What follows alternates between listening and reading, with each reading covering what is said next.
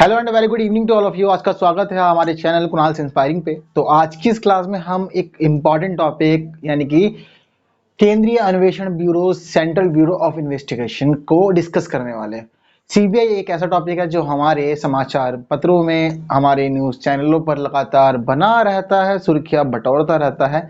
तो ऐसी स्थिति में हमारे लिए यह ज़रूरी हो जाता है कि हम सीबीआई के बारे में अच्छे समझें। और शायद आप सभी लोग ही सीबीआई के नाम से तो बड़े अच्छे से, बहुत ज़्यादा अच्छे से परिचित है।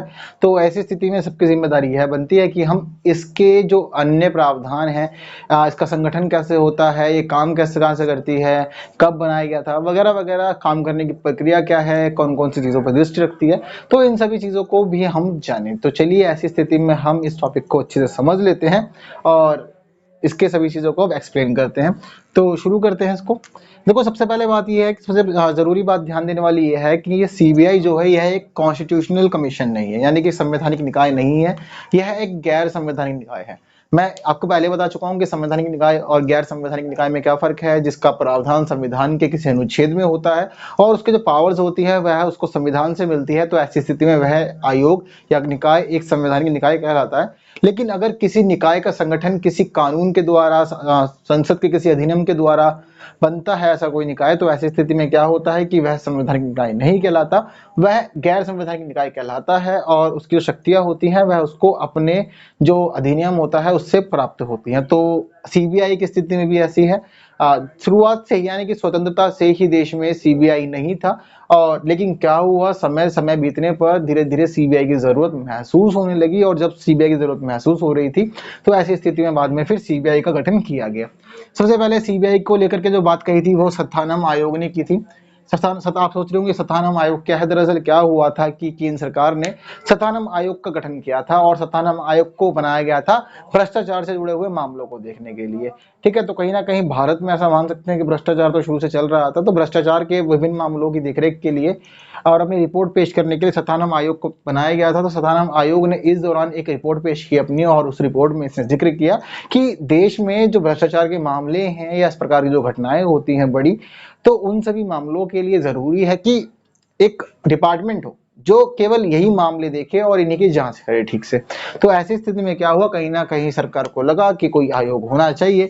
तो इसको सन 1963 में एक आयोग की स्थापना करी जिसका नाम था केंद्रीय अन्वेषण ब्यूरो, यानी कि सेंट्रल ब्यूरो ऑफ इन्वेस्टिगेशन। शुरुआत में इसे एमएचए यानी कि मिनिस्ट्री ऑफ होम अफेयर्स, गृह मंत्रालय के तहत रखा गया। लेकिन क्या हुआ, फिर इसके बाद इसको कार्मिक मंत्रालय को हस्तांतरित कर दिया गया। वर्तमान में यह कार्मिक मंत्रालय के तहत कार्यरत है। और साथ ही साथ क्या हुआ कि कुछ समय के बाद स्पेशल पुलिस एस्टेब्लिशमेंट हुआ करती थी। पहले एक स्पेशल पुलिस जो एस्टेब्लिशमेंट है, यह निगरानी से जुड़े हुए मामले देखा करती थी। तो अब क्या हुआ ऐसी स्थिति में कि कहीं ना कहीं ऐसा लगने लगा कि अब यह जो निकाय है, एस्टेब्लिशमेंट वाली जो पुलिस है, ये इसको जरूरत नहीं है अब, क्योंकि इससे जुड़ी बहुत सारी जो चीजें थी वह सीबीआई में शामिल हो गई थी। तो ऐसी स्थिति में इन्होंने क्या करा कि स्पेशल पुलिस एस्टेब्लिशमेंट को भी सीबीआई में ही मर्ज कर दिया। ठीक है, उसके बाद से क्या हो गया कि स्पेशल पुलिस एस्टेब्लिशमेंट का जो पूरा डिपार्टमेंट था वह सभी इसमें शामिल हो गया और इसको वैसे अलग रूप से खत्म कर दिया गया। अगली बात कर लेते हैं। देखो, मैं आपको बता चुका हूं कि जो यह सीबीआई है, सेंट्रल ब्यूरो ऑफ इन्वेस्टिगेशन है, यह एक संवैधानिक निकाय नहीं है, यह एक गैर संवैधानिक निकाय है। तो इसलिए क्या होता है कि गैर संवैधानिक निकाय को कहीं ना कहीं अधिनियम से शक्तियां मिलती हैं। तो उसकी जो शक्तियां इसको मिलती है, इसे मिलती है दिल्ली विशेष पुलिस अधिष्ठान अधिनियम 1946। इसके लिए जो मुख्य अधिनियम है वह यही है, और इसको सभी शक्तियां जो मिलती है वह सभी शक्तियां इसको इसी अधिनियम से प्राप्त होती हैं। तो इस प्रकार यह कार्य करता है। तो यह सीबीआई से जुड़ी हुई कुछ महत्वपूर्ण बातें थी, सीबीआई के संगठन को लेकर के बातें थी, किस प्रकार से इसका गठन किया गया है। आई होप आपको यहाँ तक का अभी यह सभी क्लियर हो गया होगा। इसके मोटो की बात कर लेते हैं। दरअसल कोई भी जो संगठन होता है ना, कोई भी निकाय है, हर निकाय का अपना एक मोटो होता है। हम अब तक क्लासेस में देखते हुए आए, सबके अपने अपने भाई उद्देश्य थे, ठीक है ना कुछ हुआ करता था, उसके लेकर के मोटो रखते थे। वही दिल्ली पुलिस का अपना अलग है, ठीक है, बाकी अलग अलग डिपार्टमेंट है, एनआईए वगैरह सबका अपना अलग है। तो उसी प्रकार से जो मोटो है, सीबीआई का भी अपना एक अलग मोटो रखा गया है। तो सीबीआई का अपना जो मोटो है यह क्या है, उद्यम, निष्पक्षता और ईमानदारी। यह इसका मोटो है। इसका मोटो क्या बताता है? इसका मोटो उद्यम बताता है। सबसे पहले बात उद्यम को लेकर के की गई है। उद्यम क्या होता है? उद्यम होता है इसका संगठन। तो सबसे पहली बात इसमें लिखी गई है आपसी आपस को लेकर के, तो यह इसका यह यहाँ पे यह पता चलता है कि सीबीआई के अंदर उद्यम को बहुत ज्यादा महत्व दिया गया है और जरूरी है कि सभी जगहों पर सभी क्षेत्रों में और जब भी ये किसी मामले की जांच करें, ऐसी स्थिति में यह सभी मिलजुल कर सौहार्दपूर्ण व्यवहार के साथ का पूरे कार्य में एक दूसरा सहयोग करें, पूरे मामले की जांच करवाएं और जो भी निष्कर्ष है उस निष्कर्ष की खोज की जा सके। निष्पक्षता दूसरी बात यह कह रही है कि सीबीआई के तहत जो भी मामला आएगा, सीबीआई को उस मामले की जांच पूरी निष्पक्षता से करनी है और किसी भी प्रकार का पक्षपात नहीं करना है। फिर व्यक्ति कोई भी हो वो मायने नहीं रखता इसके लिए। अगली बात ईमानदारी की, तो यह भी वही बात है कि जो भी मामले की जांच हो रही हो, मामले की पूरी जांच ईमानदारी से की जाए और जो भी निष्कर्ष आता है वह निष्कर्ष ईमानदारी से सभी के समक्ष प्रस्तुत किया जा सके। इसके उद्देश्य क्या होंगे? देखो, इसके सभी के उद्देश्य बहुत ज्यादा सरल हैं, आप बड़े ही आसान समझ सकते हैं। इसका जो मुख्य उद्देश्य है वह संविधान को लेकर है कि संविधान की रक्षा करना है। वहीं भ्रष्टाचार को लेकर के आपको गठन किया गया तो कहीं ना कहीं इसका उद्देश्य यह भी है कि भ्रष्टाचार से जुड़े हुए जैसे मामले हो उन सभी की जांच की जाए और उन सभी को खत्म किया जा सके और साथ ही साथ उन सभी की जांच करके जो भी रिपोर्ट आए वह रिपोर्ट सरकार को सौंपी जा सके। क्रिमिनल्स को उनके हिसाब से जो भी सजा बनती है वह सजा दी जा सके। साथ ही साथ सरकार को या जो अलग अलग जांच एजेंसीज हैं, अलग अलग पुलिस के विभाग हैं, उन सभी को राष्ट्रीय तथा अंतर्राष्ट्रीय मामलों के अंदर सहयोग करना, यह सभी इसके मुख्य उद्देश्यों में शामिल है बात। ठीक है ना। तो यह इसकी महत्वपूर्ण उद्देश्य को लेकर के बात थी। देखो, इसकी कुछ दृष्टि भी है। दृष्टि का कुछ विजन होता है। सभी आयोग क्या करते हैं? सभी आयोग अपने कुछ मुख्य विजन्स रखते हैं, जिस विजन्स को लेकर के उन्हें काम करना होता है। तो कहीं ना कहीं विजन्स में और जो कार्य होते हैं उसमें बहुत ज्यादा सिमिलरिटीज पाई जाती हैं। ठीक है, तो सबसे पहले हम इसके विजन समझते हैं, बाद में हम इसके कार्य भी समझेंगे। तो इसका मुख्य विजन क्या है कि भाई भ्रष्टाचार से जुड़े हुए मामलों की जांच करना। भ्रष्टाचार को लेकर के मुख्य रूप से सीबीआई का गठन किया गया था। तो भ्रष्टाचार वाले जो महत्वपूर्ण मामले होते हैं वह सभी तो सारे मामले इसी के अंदर शामिल किए जाते हैं। सीबीआई ही उनकी देखरेख करती है। साथ ही साथ आर्थिक और हिंसक अपराध, यदि देश में कभी भी आर्थिक अपराध होता है, हिंसक अपराध होता है, तो ऐसी स्थिति में वह मामला भी सीबीआई के तहत जांच के लिए लाया जाता है। सीबीआई को उस पर अनुसंधान करना होता है। ऐसा हमने अब तक कई मामलों में देखा है। तो भ्रष्टाचार और आर्थिक और हिंसक अपराध को लेकर के इसके यह जिम्मेदारी है, इसकी दृष्टि है कि इस प्रकार के जो अपराध हो सके उन सभी अपराधों का यह अच्छे से अनुसंधान करे, मामले की पूरी जांच करे और इसके अलावा कोशिश की जाए कि इस प्रकार के जो भी मामले हमारे देश में हो रहे हैं इन सभी मामलों की दर में कमी आ सके। यह इसकी मुख्य दृष्टि आती है। दूसरी दृष्टि इसकी यह है कि साइबर तथा उच्च प्रौद्योगिकी अपराध। देखो, आजकल क्या हो रहा है, इंटरनेट का इस्तेमाल बहुत ज्यादा हो गया है। ठीक है ना, सभी लोग इंटरनेट को बहुत ज्यादा दर से इस्तेमाल कर रहे हैं। साथ ही साथ से हम देखें कि जियो का जो इंटरनेट आया उसके बाद से तो ऐसा लगता है कि क्रांति सी आ गई है इस मामले में और बहुत बड़े पैमाने पर जन सामान्य इसका प्रयोग करने लगे हैं। तो उसके बाद से क्या हुआ, देखो, अगर किसी चीज के पॉजिटिव एस्पेक्ट होते हैं तो नेगेटिव भी होते हैं। जहां उसके बाद से ही इंटरनेट की पहुंच लोगों तक बहुत ज्यादा सरल हो गई है, सुलभ हो गई है, सभी आसानी से चीजों को एक्सेस कर पा रहे हैं। वहीं दूसरी तरफ इसका एक दूसरा एस्पेक्ट है, वह एस्पेक्ट यह कहता है कि क्राइम बहुत ज्यादा बढ़ गए हैं, एक्सप्लॉइटेशन बहुत ज्यादा बढ़ गया है, जिससे चीजों में बहुत ज्यादा खराबी भी आई है और बहुत सारे नकारात्मक पहलू भी देखने को मिले हैं समाज के अंदर। तो इस प्रकार के मामले जो भी होंगे उनकी जांच भी सीबीआई के तहत ही रखी जाएगी। सीबीआई उन मामलों को जांच करेगा और उनके बाद अपनी रिपोर्ट पेश करेगा। इसके अलावा इसकी एक जिम्मेदारी, महत्वपूर्ण जिम्मेदारी है कि भाई सभी राज्यों की जो पुलिस विभाग हैं, पुलिस विभाग और इसके अलावा जो अन्य जांच एजेंसियां हैं उन सभी का सहयोग करना विभिन्न मामलों में, यह भी इसके एक महत्वपूर्ण विजन में आता है। तो सीबीआई समय समय पर सभी को सहयोग करता रहता है और ताकि जिससे कि क्या हो, सच सामने आ सके। सत्य की खोज सभी का मुख्य लक्ष्य होता है। अगली बात, मानवाधिकारों, कला, पर्यावरण और सभ्यता। देखो, इसका मुख्य उद्देश्य यह है कि भाई मानवाधिकारों की रक्षा करना। कहीं ऐसा ना हो कि यह अपने अनुसंधान करते हुए या अपनी जांच करते हुए मामले की ऐसी स्थिति में मानवाधिकारों का उल्लंघन कर दे और मानवाधिकारों की पूरी तरह से अनदेखी हो जाए। तो कहीं ना कहीं अपनी दृष्टि में सीबीआई ने यह रखा है, यानी कि सीबीआई के लिए यह रखा गया है दृष्टि के अंदर कि आपको मानवाधिकारों का भी ध्यान रखना है, मानवाधिकारों को हनन ना हो और मानवाधिकारों को दरकिनार करते हुए करे बिना ही आपको अपने सारे काम सिद्ध करने हैं। इसके अलावा साथ ही आपको क्या करना है, तो आपको यह भी करना है कि हमारे देश की जो कला है, हमारा जो पर्यावरण है और हमारी जो सभ्यता है, इन सभी की रक्षा करने की जिम्मेदारी भी सीबीआई के ऊपर ही आती है। तो इन सभी की रक्षा करना, इन सभी का विशेष रूप से ध्यान करना अपने अनुसंधान में, जांच में, यह सीबीआई की एक मुख्य दृष्टि है। इसके अलावा क्या है, न्यायालयों में लंबित मामले पर अनुसंधान करना। देखो क्या होता है, जिस प्रकार से हम भारतीय न्यायपालिका की व्यवस्था देख रहे हैं, तो अब तक तो शायद अगर आप इस एज पे पहुंच गए हैं, आप स्कूलिंग कंप्लीट कर चुके हैं, वैसे बहुत सारे लोग स्कूलिंग वाले भी होंगे जिनको मामलों के बारे में पता होगा कि हमारे देश की न्यायपालिका की व्यवस्था है ना, यहाँ मामले सालों साल लंबित पड़े रहते हैं। और कई लोग तो ऐसे होते हैं जिनके मामले युवा एज में शुरू होते हैं, युवा एज में डले हुए होते हैं, और वह मामले कि मतलब जो भी रिपोर्ट आनी होती है, फैसला आना होता है, आते आते वह लोग बूढ़े हो जाते हैं, बहुत लंबे लंबे केस चलते हैं। तो ऐसी स्थिति में कहीं ना कहीं सीबीआई का विजन यह भी रखा गया है कि न्यायालय के लंबित मामलों के ऊपर अनुसंधान करना, उनकी जांच करना और मामलों को जल्द से जल्द निपटाना, कहीं ना कहीं इसकी भी कोशिश इसके विजन में की गई है। इसके अलावा संगठन एकता व सुधार को लेकर के बात की गई। देखो, संगठन एकता होना बहुत ज्यादा जरूरी है। संगठन कोई भी हो, भले ही सीबीआई हो या कोई छोटा छोटा संगठन भी हो, हर संगठन कुछ महत्वपूर्ण चीजों को मांगता है। और वो महत्वपूर्ण चीजें क्या है कि एकता हो, सभी में सौहार्द हो, बंधुत्व हो और मिलजुल के काम करने की सबके अंदर इच्छा हो। यदि यह चीजें ना हो तो ऐसी स्थिति में कोई भी संगठन फल फूल नहीं सकता, फलीभूत नहीं हो सकता। तो ऐसी स्थिति में जरूरी है कि संगठन में इन सभी चीजों को शामिल किया जाए। और यदि संगठन सदस्यों के बीच में यह सभी चीजें देखने को मिलेगी तो ऐसी स्थिति में क्या होगा, संगठन लगातार प्रगति करेगा और नए नए कीर्तिमानों को स्थापित करेगा। तो ऐसी स्थिति के लिए ही इसका यह दृष्टि रखी गई है कि संगठन में एकता बनी रहे और लगातार सुधार के क्षेत्र, सुधार के लिए काम किया जा सके। मायने नहीं रखता सुधार किस क्षेत्र में, सुधार किसी भी क्षेत्र में हो सकता है, वह प्रौद्योगिकी भी हो सकता है, ठीक है, वह सांस्कृतिक भी हो सकता है, या फिर किसी अन्य मामले को लेकर के टेक्नोलॉजी या जो भी है उन सभी चीजों में सुधार करना। तो उन सभी चीजों को सुधार को लेकर के विजन रखा गया है और उस विजन को लेकर के यह संगठन लगातार कार्यरत है। तो यहाँ तक तो वैसे मुझे उम्मीद है कि अब तक हमने क्या किया है, अब तक हम इसके संगठन को लेकर चर्चा कर चुके हैं कि किस प्रकार से गठन इसका हुआ है और क्या इसको शक्तियां कहाँ से मिलती है। साथ ही हमने अब तक यह भी बात कर ली कि किसकी जो महत्वपूर्ण दृष्टि है, वह महत्वपूर्ण दृष्टि क्या है जिसको रख करके यह संगठन काम करता है। आगे हम यह समझते हैं कि यह संगठन जो काम करता है इसकी कौन कौन सी शाखाएं, यानी कि संगठन किस प्रकार से बनता है, इसकी शाखाएं कैसी हैं और कौन कौन शाखाएं आती है इसके तहत। ठीक है, अब एक चीज देखने वाली यह भी है, देखो बहुत बड़ा संगठन है, केंद्र सरकार का है, सेंट्रल गवर्नमेंट के तहत ये काम करता है, पूरे देश का मामला इसको देखना होता है, ऑल ओवर इंडिया। तो ऐसी स्थिति में केवल अकेला संगठन तो इस पर काम नहीं कर सकता। तो ऐसी स्थिति में क्या किया गया है, इसके अंदर विभिन्न शाखाएं बनाई गई हैं, जो शाखाएं मामलों को समझती है, देखती है, अनुसंधान करती है उनके ऊपर। तो दरअसल क्या हुआ था, जब सन 1963 के अंदर इस संगठन को बनाया गया था, उस समय इसके अंदर 6 शाखाएं हुआ करती थी। लेकिन वर्तमान में थोड़ी सी प्रकृति बदल दी गई है, जो पहले की शाखाएं थी उनको संशोधित कर दिया गया और वर्तमान में इसके अंदर अब 7 शाखाएं हैं। कौन कौन सी शाखाएं हैं, नाम समझ लेते हैं उनके। सन 1963 में जब यह संगठन तैयार हुआ था, उस समय इसकी जो पहली महत्वपूर्ण शाखा थी उसका नाम था अनुसंधान और भ्रष्टाचार निरोधक संभाग। नाम से ही आप समझ गए होंगे कि शाखा किसके लिए बनाई गई है।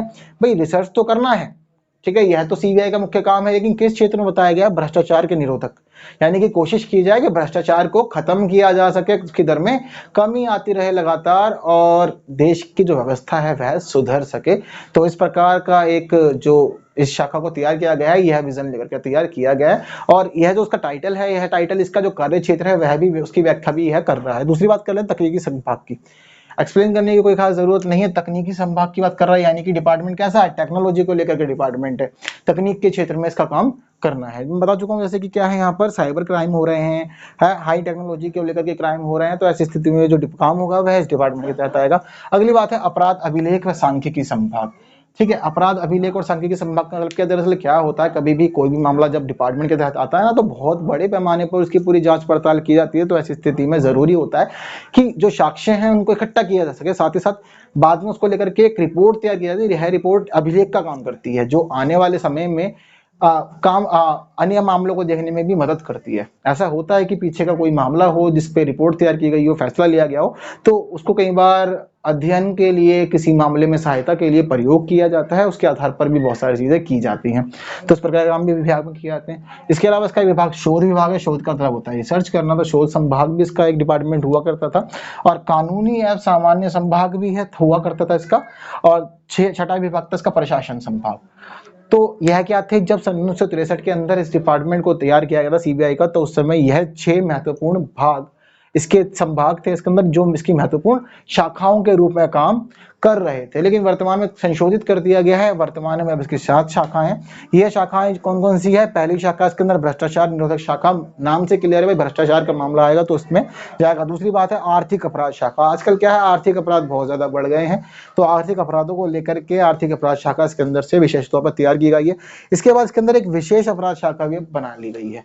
ठीक है, कोई भी ऐसा केस आता है जो अपने आप में बहुत ज्यादा विशेष है, तो ऐसी स्थिति में वह विशेष अपराध शाखा को सौंप दिया जाता है। इसके अलावा नीतिगत एवं समन्वय शाखा, तो यह काम, यह नाम से पता लग रहा है कि नीति को लेकर के, नीतियों के ऊपर यह शाखा काम करती है।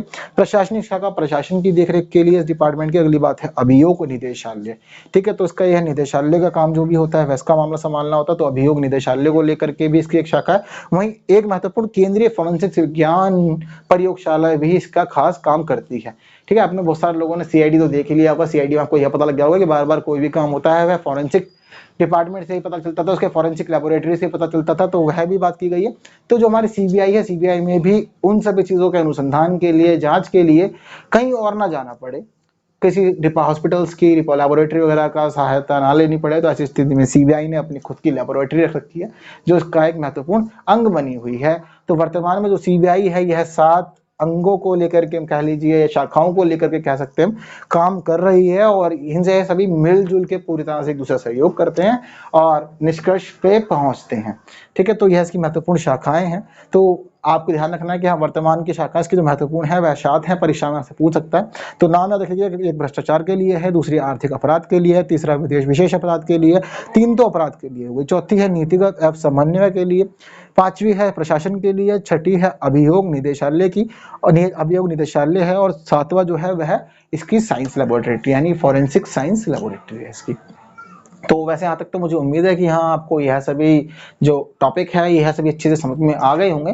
थोड़ा सा रुक अब आगे की ओर समझते हैं। हम यह समझते हैं कि जो सीबीआई है, दरअसल सीबीआई का जो स्ट्रक्चर होता है वह किस प्रकार से होता है, यानी कि इसमें सदस्य किस तरह से कहते होते हैं और वह कैसे काम करते हैं। साथ ही हम आगे यह भी समझते हैं कि इसके जो कार्य हैं मुख्य वह किस प्रकार है और यह कैसे काम करती है। ठीक है, तो चलिए इसको समझने के लिए थोड़ा सा अब आगे की ओर अपना रुख कर लेते हैं। हाँ जी, तो चलते हैं अब थोड़ा सा सीबीआई के टॉपिक को समझने की दिशा में अब थोड़ा सा आगे बढ़ते हैं और उससे जुड़ी हुई कुछ चीजों को जान लेते हैं।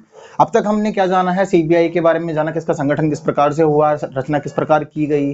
उसके बाद हमने यह जाना इसका मोटो क्या होता है, किस उद्देश्य के लिए इसको लाया गया है। साथ ही साथ हमने इसके जो विजन है, दृष्टि जिसके साथ ये काम करती है, हमने उन सभी दृष्टियों को भी जान लिया है, इसके विजन्स को भी अच्छे से समझ लिया है।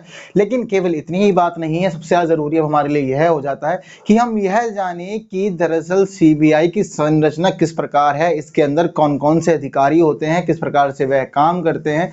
साथ ही साथ यह भी जानना जरूरी है कि इसके जो मुख्य कार्य सौंपे गए हैं वह किस प्रकार हैं। तो चलिए इसी के साथ अब टॉपिक को आगे बढ़ा लेते हैं और सबसे पहले हम सीबीआई के गठन को समझते हैं। तो देखो, सीबीआई के गठन की श्रेणी में जो सबसे महत्वपूर्ण और सर्वोच्च पद होता है, यह पद निदेशक का होता है। ठीक है, यह महत्वपूर्ण पद है सबसे ज्यादा। सीबीआई का जो निदेशक होता है वह इसका मुख्य अधिकारी होता है और सर्वोच्च होता है, केवल अकेला होता है। ठीक है, जो पद अकेला होता है, जिसकी संख्या कम होती है, तो उससे पता लगता है कि उस पद पे जो नियुक्त व्यक्ति है उस व्यक्ति का अपने आप में ही बहुत ज्यादा महत्व है, क्योंकि उसके ऊपर बहुत ज्यादा जिम्मेदारियां हैं और पूरे पूरे संगठन उसी के ऊपर दायित्व रखता है। तो सबसे महत्वपूर्ण पद निदेशक का हो जाता है। इसके बाद दूसरा जो महत्वपूर्ण पद है वो भी निदेशक है। दरअसल क्या है, इतना बड़ा डिपार्टमेंट है, इतने सारे काम हो रहे हैं और इतने बड़े बड़े जो आपराधिक मामले होते हैं, भ्रष्टाचार के मामले होते हैं, उनकी जांच करनी है। तो ऐसी स्थिति में सारी जिम्मेदारियां यदि निदेशक को दे दी जाए तो ऐसी स्थिति में कहीं ना कहीं वह व्यक्ति के ऊपर बहुत ज्यादा बोझ आ जाएगा। तो ऐसी स्थिति में क्या किया गया है, इसकी सहायता के लिए, निदेशक की सहायता के लिए विशेष निदेशक और अतिरिक्त निदेशक या अतिरिक्त निदेशक एक ही बात है, विशेष निदेशक को अतिरिक्त निदेशक भी कहा जाता है। तो यह एक अन्य पद बनाया गया है, यह व्यक्ति या निदेशक की सहायता के लिए पद बनाया गया इस व्यक्ति का। इसके अलावा कुछ अन्य अनेक संयुक्त निदेशक भी बनाए गए हैं। ठीक है, तो ये सब लोग कौन है, यह सब लोग वो हैं जो निदेशक की सहायता करेंगे। मुख्य व्यक्ति तो निदेशक ही रहेगा, लेकिन निदेशक की सहायता के लिए विशेष निदेशक का पद है। इसके अलावा अनेक संयुक्त निदेशक के पद भी बनाए गए हैं, ताकि यह लोग सभी मिलजुल के काम कर सके और किसी एक व्यक्ति के ऊपर बोझ ना आए। दरअसल भारतीय व्यवस्था की एक खास बात है, और वह खास बात यह है कि यहाँ कहीं भी शक्ति को केंद्रित नहीं किया जाता। शक्ति को केंद्रित करने का मतलब है कि किसी एक व्यक्ति में सभी शक्तियां नहीं दी जाती, उनको विकेंद्रित कर दिया जाता है, जिससे किसी एक व्यक्ति पर ज्यादा बोझ भी नहीं पड़ता काम का। आगे समझ लेते हैं। इसके अलावा इसमें एक महत्वपूर्ण पद होता है, यह पद होता है उप महानिरीक्षक का। ठीक है, यह चौथा महत्वपूर्ण पद होता है इसके अंदर। इसके अलावा इसके अंदर बहुत सारे इसके अंदर पुलिस अधीक्षक होते हैं और पुलिस रैंक के बहुत सारे अनेकों अधिकारी भी होते हैं। ठीक है, तो इस प्रकार से क्या होता है, यह महत्वपूर्ण पद हैं, इन सभी पदों को मिला जुला कर हमारी सीबीआई तैयार होती है। तो इसके अनुसार ऐसा माना जाता है कि सीबीआई के अंदर 5000 कार्मिक काम करते हैं, इसके अलावा 125 फॉरेंसिक वैज्ञानिक है इसके अंदर, और 250 विधि अधिकारी हैं। वास्तव में यदि संख्या देखें तो संख्या के अनुसार यह संगठन अपने आप में एक बड़ा संगठन बन जाता है। 5000 कार्मिकों का होना, 125 फॉरेंसिक वैज्ञानिक होना और 250 विधि अधिकारियों का होना बहुत ही महत्वपूर्ण बात है। थोड़ा सा आगे समझ लेते हैं। अब तक हमने जाना था कि जो सीबीआई है, सीबीआई को जो सारी पावर मिलती है, शक्तियां मिलती है, यानी कि शक्तियों का जो मुख्य स्रोत है वह क्या है, वह है Delhi special police establishment act. कब का है ये? 1946 का है। इसको हमने पढ़ लिया था अभी तक। तो Delhi special police establishment act में क्या किया गया, इसको लेकर के सन 2013 में कुछ संशोधन किया गया, थोड़ा बदलाव किया गया, और इसके लिए क्या लाया गया, लोकपाल एवं लोकायुक्त एक्ट 2013 लाया गया। ठीक है, अब जब यह लाया गया तो उसकी वजह से क्या हुआ, इसमें क्या हुआ, सीबीआई के जो थोड़ी बहुत चीजें थी उनमें बदलाव कर दिया गया, कई कई चीजों में बदलाव हुआ, थोड़े से निर्वाचन की जो प्रक्रिया थी उसको बदला। कैसे बदला? अब यहाँ पर क्या कर दिया गया कि जब यह लाया गया, इसके बाद क्या कर दिया गया, यह बताया कि सीबीआई का जो निदेशक होगा, यानी कि जो मुख्य व्यक्ति है, यह व्यक्ति कैसे नियुक्त हो। तो इस व्यक्ति की नियुक्ति के लिए अब क्या किया गया, प्रावधान कर दिया कि भाई एक 3 सदस्यीय समिति होगी जो निदेशक को नियुक्त करेगी। अब 3 सदस्यीय समिति बता दिया गया, पर इस 3 सदस्यीय समिति में होगा कौन, यह समझने वाली बात है। तो 3 सदस्यीय समिति के अंदर जो मुख्य व्यक्ति होगा वो पीएम यानी कि प्राइम मिनिस्टर ऑफ इंडिया। तो 3 सदस्यीय समिति के अंदर मुख्य व्यक्ति प्राइम मिनिस्टर होगा, देश का प्रधानमंत्री। दूसरा महत्वपूर्ण पद इसमें दिया गया है विपक्ष के नेता को, यानी कि ऑपोजिशन के अंदर जो भी नेता होगा वह व्यक्ति इस समिति के अंदर दूसरा सदस्य होगा। इसके अलावा जो तीसरा सदस्य दिया गया है वह होने वाला है देश का मुख्य न्यायाधीश, यानी कि चीफ जस्टिस ऑफ इंडिया। इन तीनों को मिलाने के बाद यह 3 सदस्यीय समिति तैयार होती है, और यह 3 सदस्यीय समिति फैसला लेती है कि निदेशक सीबीआई का किसको बनाया जाए। इसके अलावा सीजीआई की जगह पे क्या है, देखो बहुत बार ऐसा होता है कि चीफ जस्टिस ऑफ इंडिया अपने पद पर नहीं होते, वह मीटिंग में पार्टिसिपेट नहीं कर सकते। तो ऐसी स्थिति के लिए यहाँ पे यह प्रावधान कर दिया गया था कि चीफ जस्टिस ऑफ इंडिया यदि किसी कारण से मीटिंग में उपस्थित नहीं हो सकते, तो ऐसी स्थिति में वह जिस व्यक्ति को सुलभ समझे, उचित समझे, वह उस व्यक्ति को निर्देशित कर सकते हैं इस मीटिंग में पार्टिसिपेट करने के लिए। तो उस प्रकार के महत्वपूर्ण प्रावधान इसके अंदर किए गए थे। अब क्या हुआ, यह तो व्यवस्था शुरू में कर दी गई थी कि भाई हाँ, कि निदेशक की नियुक्ति के लिए क्या किया गया, प्रधानमंत्री, ऑपोजिशन का जो लीडर होगा वह, और चीफ जस्टिस ऑफ इंडिया, यह लोग इस समिति के अंदर होंगे, और उसके बाद यह निदेशक का फैसला लेंगे। लेकिन इस बात को लेकर के सन 2014 में एक संशोधन और आया गया। वह संशोधन यह था, तब उनको यह पता लगा कि ऑपोजिशन का लीडर अगर सदन में ना हो तो ऐसी स्थिति में क्या किया जाए।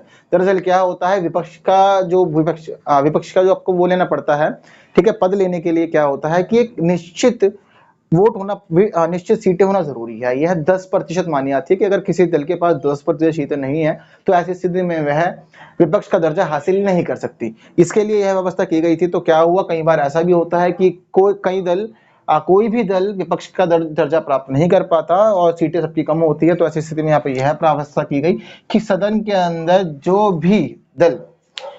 अंदर विपक्ष में जो भी दल सबसे अधिक मतों वाला होगा, उसका जो नेता होगा, वह व्यक्ति इसमें पार्टिसिपेट करेगा। ठीक है, अगर हम वर्तमान विपक्ष की बात करें तो लोकसभा के अंदर वर्तमान में जो विपक्ष का पद है, वह विपक्षी नेता का जो पद है, यह अधीर रंजन चौधरी को दिया गया है। ठीक है ना। तो इस प्रकार से यह 3 सदस्यीय समिति गठित की जाती है जो सीबीआई के निदेशक की नियुक्ति करती है। आगे की बातों को समझ लेते हैं। साथ ही साथ क्या हुआ है, इसी के प्रावधान के अंदर 2013 वाले अधिनियम में एक अन्य व्यवस्था की गई। यह व्यवस्था यह की गई कि केसों के अभियोजनों के कार्यान्वयन के लिए अभियोजन का एक निदेशक मंडल होगा। इसमें क्या कर दिया भाई, केसों का जो अभियोजन होगा, जो भी केस आएंगे उन सभी के लिए जो भी अभियोजन करना होगा, उसको जो कार्यान्वयन करना होगा, तो उसके लिए उन्होंने पहले कह दिया कि एक निदेशक मंडल बनाया जाएगा और निदेशक मंडल के अंदर निदेशक का पद प्रमुख होगा। ठीक है, यह सीबीआई वाला निदेशक नहीं है, कोई और निदेशक है, क्योंकि ये क्या कर रहे हैं, ये एक अलग से अभियोजन मंडल बना रहे हैं। तो यह जो निदेशक मंडल होगा, इसके अंदर जो मुख्य व्यक्ति होगा यह निदेशक होगा। पर यह निदेशक कौन होगा, यह निदेशक यानी कि गृह मंत्रालय के संयुक्त सचिव पद के बराबर का व्यक्ति होना चाहिए। यानी कि इस व्यक्ति में इतनी काबिलियत हो कि यह सरकार के संयुक्त सचिव पद के बराबर का व्यक्ति हो। ऐसी स्थिति में ही कोई व्यक्ति का इस मंडल का निदेशक बन सकता है, अन्यथा कोई भी व्यक्ति इस मंडल का निदेशक नहीं बन सकता। और इस व्यक्ति की नियुक्ति कौन करेगा? देखो, इस व्यक्ति की जो नियुक्ति होगी यह नियुक्ति सरकार करेगी, लेकिन केंद्रीय निगरानी आयोग की अनुशंसा पे करेगी। केंद्रीय निगरानी आयोग जिस व्यक्ति की अनुशंसा कर देगी, उसके बाद सरकार उसके प्रस्ताव पर विचार करेगी और उसके व्यक्ति की नियुक्ति करेगी। ठीक है, तो यह एक निदेशक मंडल को लेकर के बात की जा रही है केसों के अभियोजन के कार्यान्वयन के लिए। अगली बात समझ लेते हैं। अगला एक और संशोधन किया गया था। यह संशोधन किया गया था कि सीबीआई के जो अधिकारी हैं उनमें क्या होगा कि जिला पुलिस अधीक्षक या इससे ऊपर के अधिकारी होने चाहिए। सीबीआई के अधिकारियों के अंदर क्या हो कि जिला पुलिस अधीक्षक या इससे ऊपर के पद के अधिकारी होने चाहिए। और इनकी नियुक्ति कौन करेगा? इनकी नियुक्ति में भी एक बहुत बड़ी समस्या है। तो इनकी नियुक्ति के लिए बताया गया है कि इसकी नियुक्ति के लिए केंद्रीय निगरानी आयुक्त के नेतृत्व में एक समिति बनाई जाएगी। यानी कि हेड कौन होगा उसका? केंद्रीय निगरानी आयुक्त उसका हेड होगा। और उसका हेड होने के बाद अलावा क्या होगा, उस समिति के अंदर कुछ और लोग होंगे, जैसे कि निगरानी के जो अन्य सदस्य हो गए तो आयुक्त गण होंगे। इसके अलावा मिनिस्ट्री ऑफ होम अफेयर्स का सचिव और कार्मिक विभाग का सचिव, यानी कि गृह मंत्रालय का सचिव और कार्मिक विभाग का सचिव भी उस समिति के अंदर होगा। और यह सभी मिलजुल करके फैसला लेंगे सीबीआई के अधिकारी के ऊपर। ठीक है, आई होप, ऐसा मुझे उम्मीद है। थोड़ा सा अटपटा सा टॉपिक है, लेकिन पर फिर भी कोशिश की जा रही है कि आपको यह सभी टॉपिक पूरी तरह से समझाने की। ठीक है, तो यह जो बदलाव थे, यह बदलाव कब किए गए थे? लोकपाल एवं लोकायुक्त एक्ट 2013 में आया था। और इस एक्ट की वजह से क्या किया था? Delhi special police establishment act 1946 के अंदर बहुत सारे बदलाव किए गए थे। और उन बदलाव किए जाने के बाद यह 3 चीजें आई थी, जिसमें बताया गया था कि देखो, सीबीआई का निदेशक होगा, उसकी नियुक्ति के लिए 3 सदस्यीय समिति बनाई जाएगी, जिसके अंदर प्रधानमंत्री, विपक्ष का नेता और देश का मुख्य न्यायाधीश होगा।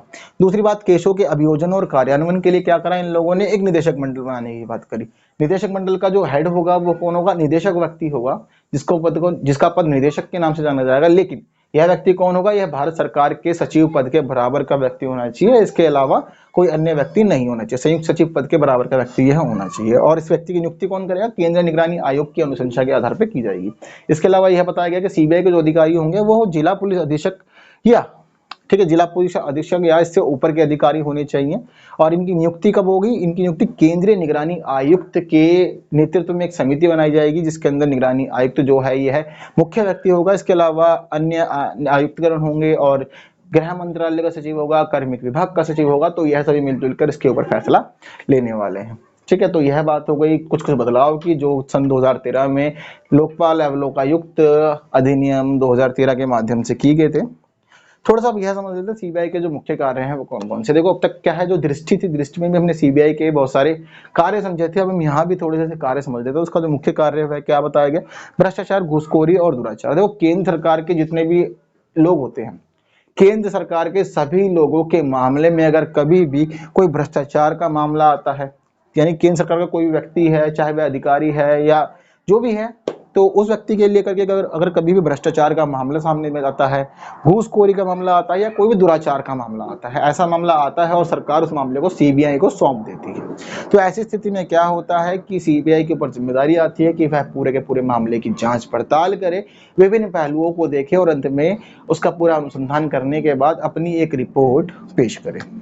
दूसरी बात होती है यहाँ पे राजकोषीय एवं आर्थिक कानूनों का उल्लंघन। देखो भाई, हमारे देश में अमूमन हम देखते हैं कि बहुत सारे कानूनों का उल्लंघन होता है। तो सीबीआई के ऊपर जिम्मेदारी दी गई है कि अगर देश में कभी भी राजकोषीय और आर्थिक कानूनों का उल्लंघन होगा तो ऐसी स्थिति में और वह मामला यदि सीबीआई को सौंपा जाता है तो सीबीआई इससे जुड़े हुए विभिन्न प्रावधानों की जांच करेगी। अब यह राजकोषीय और आर्थिक कानून किस प्रकार के होते हैं यह समझते हैं। देखो, हमारे देश में क्या होता है, आयात निर्यात करने के लिए बहुत सारे कानून बनाए गए हैं। ठीक है, तो इस प्रकार के कानूनों का अगर कभी भी उल्लंघन होता है तो ऐसी स्थिति में उसको इन्हीं व्यवस्थाओं के तहत रखा जाता है। इस प्रकार के अन्य अनेकों चीजें होती हैं जो उसके तहत आती है। ठीक है, इसके अलावा दूसरी बात यह है कि जो पेशेवर अपराधी होते हैं, ठीक है ना, बहुत सारे अपराधी पेशेवर होते हैं, हमने बहुत सारे का तो खैर हम नाम जानते ही हैं।